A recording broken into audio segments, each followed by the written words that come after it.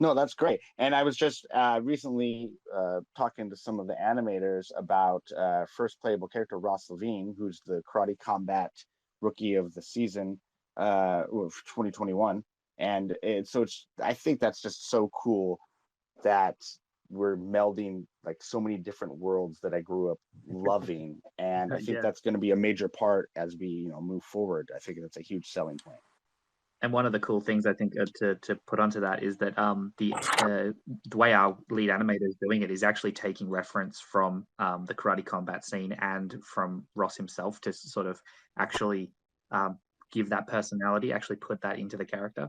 So that's a really cool thing as well. Like he'll actually say, like you mentioned before with the flying knee kick and things like that. They like a lot of the things that and grapples that we're doing. There's I think you've just linked one of the videos that I was working on, and that shows one of the grapples, and Yep. it was tentatively inspired by Karate Combat as well too.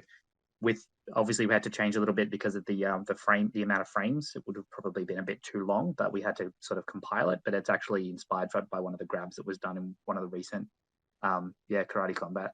So it's pretty cool. Yeah, Karate Combat's such a very unique take on combat sports, and so they've got like, the cool vaulted, I guess that's the right term, vaulted but open space that they're fighting on, and unique rule set. So that's gonna be cool to implement all that sort of thing. I love the fact that they can use the sides of the arena in whatever way they wish because it's down like I think that's so cool. Yep. Man, I recommend anyone who hasn't seen Karate Combat, go have a look. It is very cool what they are doing. Yeah, the arena's badass, so you kind of like run up on the 45-degree angle foreign side. And then around that, these dudes, they don't have a huge crowd there for their events. Like, Right. they might have like 200 people there all around this arena. But then behind those 200 people, they have like, I don't even know how they do it, but it's CGI. Yeah. No, I can fill you in on that. Actually, they use Unreal Engine. They actually use Unreal Engine because they've green screen the whole arena, and then what they do is they actually real time CGI the background while they're filming it, so they can see what it'll look like with an environment that they've used in Unreal Engine. So it's really sick because then they can do some really cool, futuristic or like ice floating sort of tundra landscapes. It's really awesome to have a look at.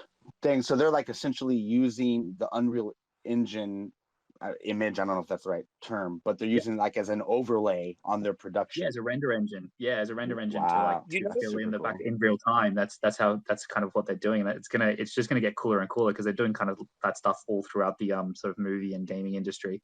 And it's really cool to see that starting to come into things like combat sports as well. It's a really cool way to make the arena look absolutely sick, and they can keep making it look different every time. You know what we should do? And like, obviously we've been super busy, so this is just one of the things we can add, and it's totally achievable, I think.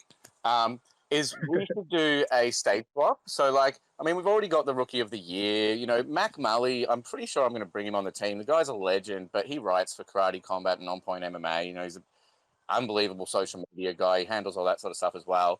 But like, we've got friends there, right? Like, I mean, I'm sure like 50 of my friends talk to Bass Rutten or GSP or the people that run karate. Like, we can just reach out, and we've already done a bit of work that brings us close to that relationship.